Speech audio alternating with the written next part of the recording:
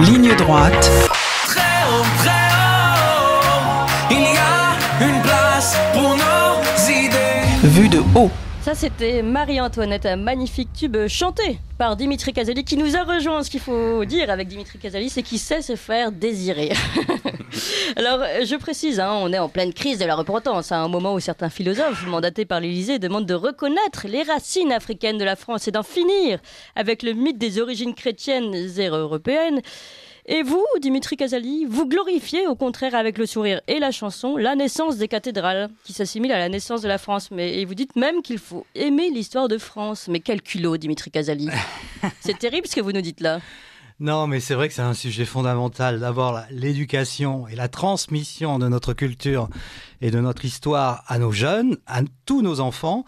Alors, je dis bien tous nos enfants, c'est vraiment le sujet crucial du moment. Il faut comprendre que bientôt, justement, si on veut empêcher que la France ne disparaisse, si on veut justement être toujours là, surtout affronter l'avenir d'une manière puissante et économiquement parlant, parce que les nations qui ont honte de leur histoire, économiquement parlant, sont hors jeu, hors sujet.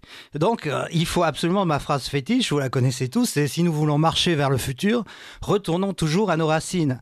Et là, ça veut tout dire, c'est-à-dire quelles sont les racines et les valeurs de la France. Alors, bien sûr, on va pas... Avec Hollande, Najat Vallaud-Belkacem, dans les programmes scolaires, nous fait croire que la France commence en 1789. Bien sûr que non, mais la France est aimée à travers le monde, justement, pour son histoire millénaire et doublement millénaire. Moi, je commence aux cathédrales, bien sûr, parce que pour moi, naissance de la France, naissance des cathédrales. C'est à ce moment précis que se synthétise, que se concrétise à la fois au point de vue politique, artistique, puisqu'on ne parle pas d'art gothique, on parle l'art gothique, on dit les cathédrales gothiques, c'est faux. À l'époque, on parle d'art français. Et les cathédrales, donc de style art français. Et jusqu'en Lituanie, on parle d'art français, vous vous rendez compte? Donc c'est vraiment à ce moment-là que l'idée de France se constitue. Et justement, avec des rois comme Philippe Auguste et Saint-Louis, bien sûr, sur le plan politique, mais aussi effectivement religieux, puisque Saint-Louis va amener à la chrétienté française une aura absolument incommensurable. Et là, on peut parler de naissance véritable de la France. Mais alors, qu'est-ce que vous répondez là? Je suis désolée, on va rentrer après dans votre projet qui est magnifique et que je soutiens à 200%. Mais d'abord, qu'est-ce que vous répondez là? Ça, c'était vendredi dernier au sommet France-Afrique, notamment à ce philosophe Mbempe qui explique bien qu'il faut reconnaître les racines africaines de la France et qu'il faut en finir avec le mythe des origines chrétiennes. C'est un mythe. Ah, il a carrément dit ça? Oui, c'est dans son rapport. Non. Si. Il a osé. Rapport mandaté par l'Élysée. Non, mais maintenant, vous savez, moi, ça fait 10 ans que je combats pour la défense de l'histoire de France. J'ai tout entendu avec... déjà, vous savez que les programmes de Najat Vallaud-Belkacem au collège sont toujours opérationnels. Donc, on apprend...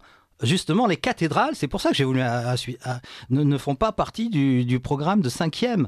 Ils ne sont pas. Donc, ce monsieur, non, c'est encore. Tandis que les colonies font bien partie du programme. Les colonies, on ne les oublie pas. Oui. L'esclavage, la traite négrière, la collaboration. Alors là, vous avez des pages et des pages. Blanquer a réformé quand même le programme de première, de lycée, qui est un petit peu mieux, il faut quand même le reconnaître, mais le reste c'est toujours... Jean-Michel Blanquer qui soutient d'ailleurs votre projet. Oui, c'est intéressant. Il trouve en particulier le titre « Ralliez-vous à la laïcité » d'Henri IV, là, pour revenir aux origines de la laïcité. C'est encore un roi de France, c'est les rois qui ont constitué la France, qui ont fait de la France le premier État-nation au monde, comme dit Georges Duby. C'est pas moi qui le dis, c'est Pierre Nora et Georges Duby, c'est deux des plus grands historiens. Alors pour l'africanité, juste un mot, moi qui écris quand même les grands immigrés qu'ont fait la France, oui, tout à fait.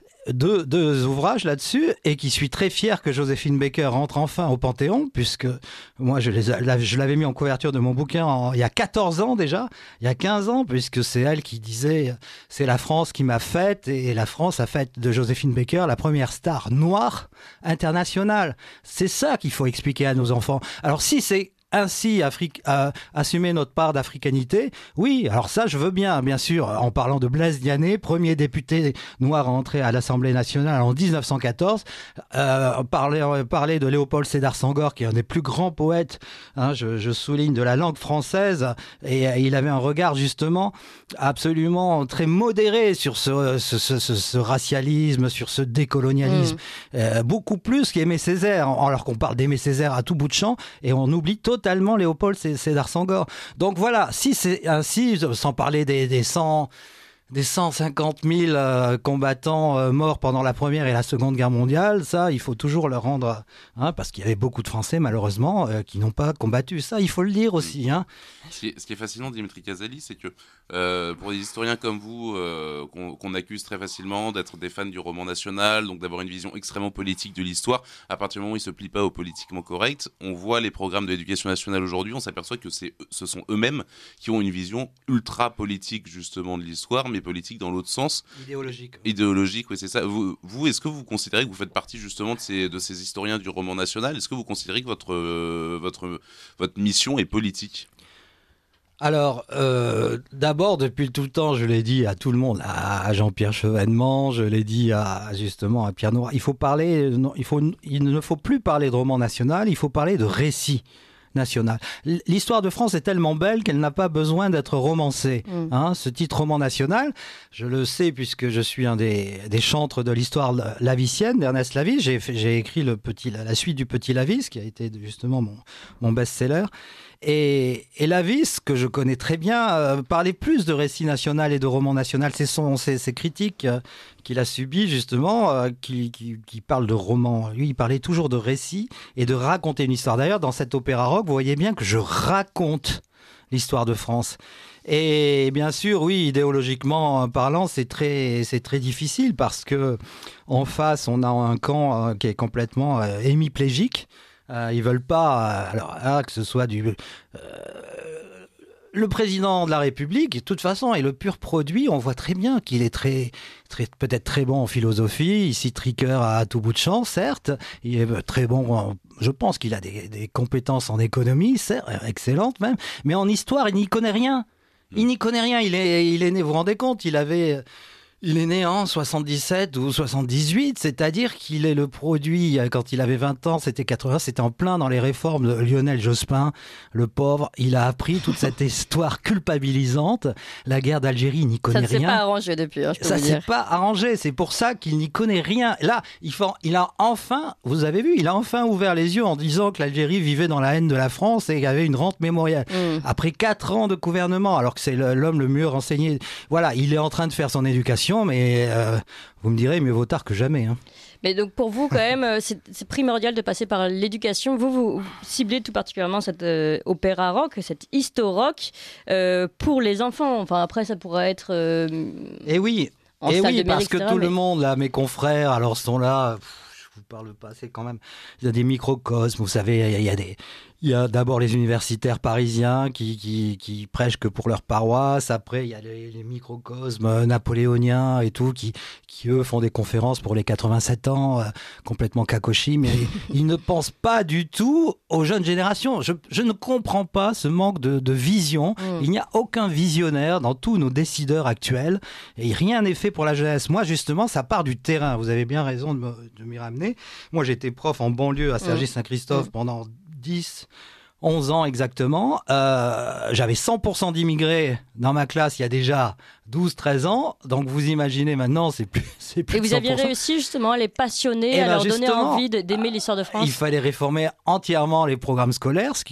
Et encore, moi à l'époque, j'avais des programmes scolaires qui tenaient la route. Vous vous rendez compte ? En 2005. De toute façon, on peut situer, si ça vous intéresse, situer la rupture de l'effondrement, je dis bien de l'école, c'est 2005.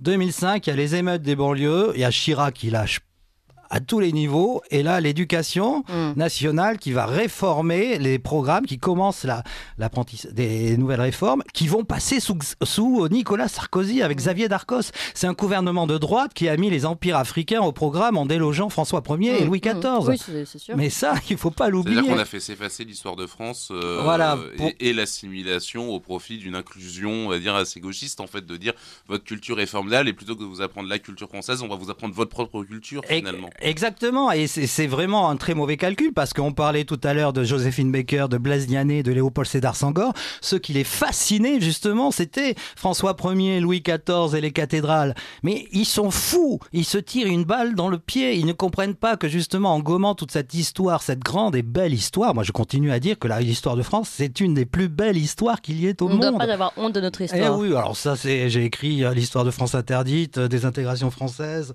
la longue montée de l'ignorance. Donc voilà, tout est... Mais il faut d'abord viser la jeunesse. Donc la jeunesse, je la connais bien. Je vais encore dans les banlieues. J'étais à Trappes il y a quelques temps avec 4 classes de 4e. Je vous dis pas, c'est d'une violence inouïe. Donc pour leur parler, justement, là j'ai parlé de Napoléon, petit immigré qui arrive en France à l'âge de 10 ans sans parler un traître mot de français. J'ai envoyé sur des enceintes énormes un rap que j'avais fait. Le rap Henri IV, non? Voilà, et là... Oh, je les ai abasourdis, je les ai complètement... Ils avaient la bouche ouverte. Ils disent, mais quoi, ça peut être ça aussi, l'histoire de France, l'histoire de Napoléon, l'histoire de Louis XIV. Et là, capter leur attention pour leur donner l'envie d'en savoir plus. Et ça peut être un moyen pour les professeurs après de donner ces chansons à apprendre par cœur, par exemple. On sait que l'apprentissage par la chanson est beaucoup plus facile. Je voudrais juste préciser, vous avez aussi 17 vidéos pédagogiques. Voilà, cet opéra rock qui dure combien de temps quand vous 1h10. 1h10. Votre idée, c'est quand même de faire le tour de France et de le présenter à un maximum d'enfants. Ouais. Vous avez aussi besoin pour ça, et on tient à le dire, de fonds. Vous avez besoin qu'on vous soutienne. Il me manque 20 000 € encore. Pour finir, la Fondation pour l'école a été extraordinaire puisque déjà on a pu commencer le projet, et après il y a une cagnotte donc sur Hello Asso, on peut la citer à Hello Asso Historoc où vous pouvez donner www.hello HE2LO asso comme une association.com. Voilà, vous trouvez Hello Asso, tout attaché, Historoc. Vous verrez, et là vous pouvez donner de 20 € à 2000 €. C'est ce que vous voulez. À 2000 €, on a des grands donateurs qui croient en nous et qui ont donné 2000 €. Et comme ça, on pourra à la fois aller dans toutes les écoles de province et de France et de Navarre, mais aussi faire ce grand spectacle à l'Alhambra le 12 janvier. La date est déjà programmée, mais là aussi, on a besoin de fonds pour que je réserve la salle. Et nous, comme on a besoin de vous, eh bien, on a envie de vous soutenir, Dimitri Casali, parce que c'est un magnifique projet et qui vient, rappelez-vous, on en a parlé tout à l'heure avec le sommet France-Afrique, qui vient vraiment à point pour nous rappeler les racines, les fameuses racines chrétiennes de la France, et puis nous rappeler qu'on doit être fiers de notre histoire. Merci encore, Dimitri Casali. Beaucoup. Merci, Marc À bientôt. 7h, 9h sur Radio Courtoisie, suivez la ligne droite.